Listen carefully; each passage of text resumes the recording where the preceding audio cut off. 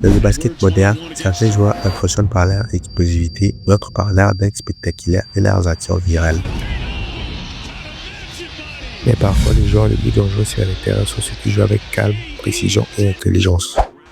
Akon Nopen fait partie de ces catégories. Un joueur capable de changer le cours d'un match simplement grâce à son tir extérieur, sa lecture des jeux et sa capacité à toujours prendre la bonne décision. Mais avant de devenir l'un des rookies les plus intéressants de la ligue, avant d'être drafté en NBA et avant de battre certains records à 3 points, il y a une histoire.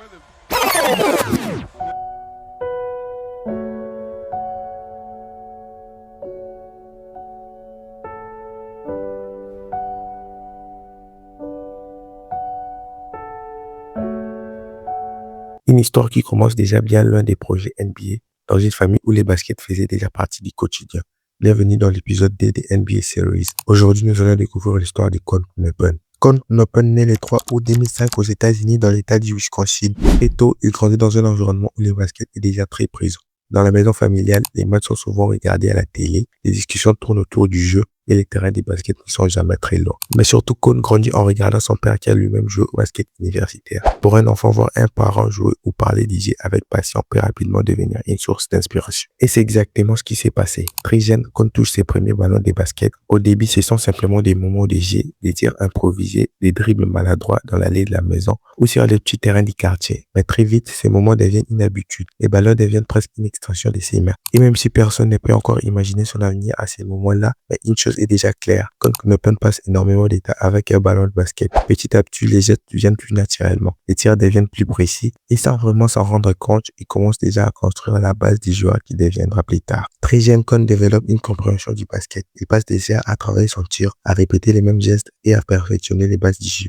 Pendant que certains jeunes joueurs cherchent seulement à impressionner avec des actions spectaculaires ou se concentrent avec l'efficacité et la régularité. Petit à petit, il développe un style propre, précis et intelligent. Et pour les lycées, Akon Nopen fait le choix du lycée du Wisconsin Literal High School. Ce n'est pas l'école la plus médiatisée, mais sur le terrain, son talent devient rapidement évident. Match après match, il s'impose comme un joueur clé. Il marque, mais surtout, il marque intelligemment. Il joue avec calme, il lit les défenses et surtout, il possède déjà une arme redoutable, les tirs à 3 points. Son tir est rapide, fluide, extrêmement fiable. Petit à petit, il devient l'un des meilleurs shooters de sa génération. Aujourd'hui, le basketball a changé. Les équipes cherchent des joueurs capables de tirer les défenses. Et dans ces domaines, Akon Nopen correspond parfaitement. Il possède un tir fiable, une excellente lecture des jeux, une capacité à jouer sans ballon et une intelligence offensive très avancée. Ces profils attirent naturellement les grandes universités. Après le lycée, Akon Nopen prend une décision importante. Il rejoint les Duke Blue Devils. Duke est une référence dans le basket universitaire. De nombreux joueurs NBA sont passés par ces programmes.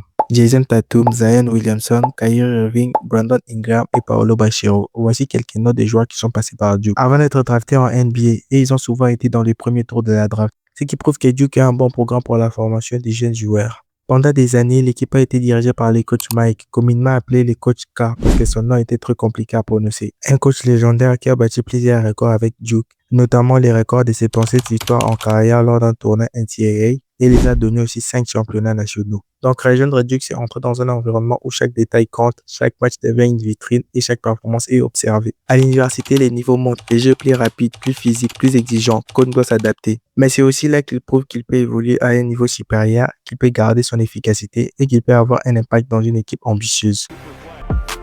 And must be so, but Konkanippel celebrates these stuff. So Konkanippel launches and hits again. Konkanippel has a team. He's got 43 this season against the Hurricanes. For 5, he opened.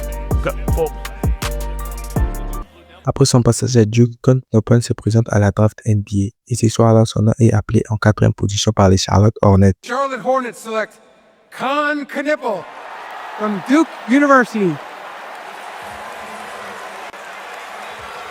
Good call on Brian Jimmy Butler, which I think makes sense, Jay. 6'5", shooting touch, mirroring guys like that.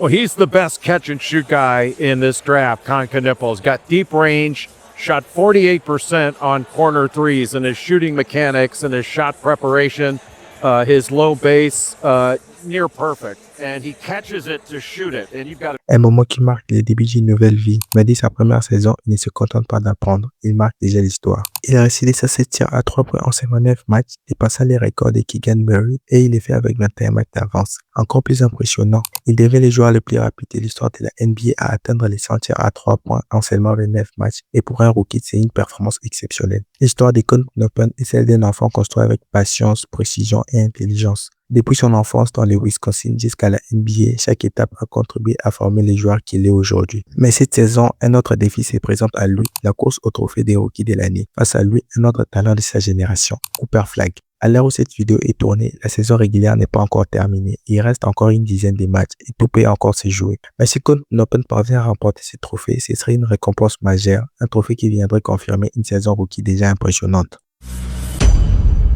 C'était l'épisode D des NBA Series, mais maintenant j'aimerais connaître votre avis. Que pensez-vous des Con Knuppel et de sa saison rookie? Et surtout dites-moi dans les commentaires de quel joueur voulez-vous que je parle dans les prochains épisodes. Et si vous aimez ce type de contenu, n'oubliez pas de vous abonner à la chaîne pour ne pas manquer les prochains épisodes.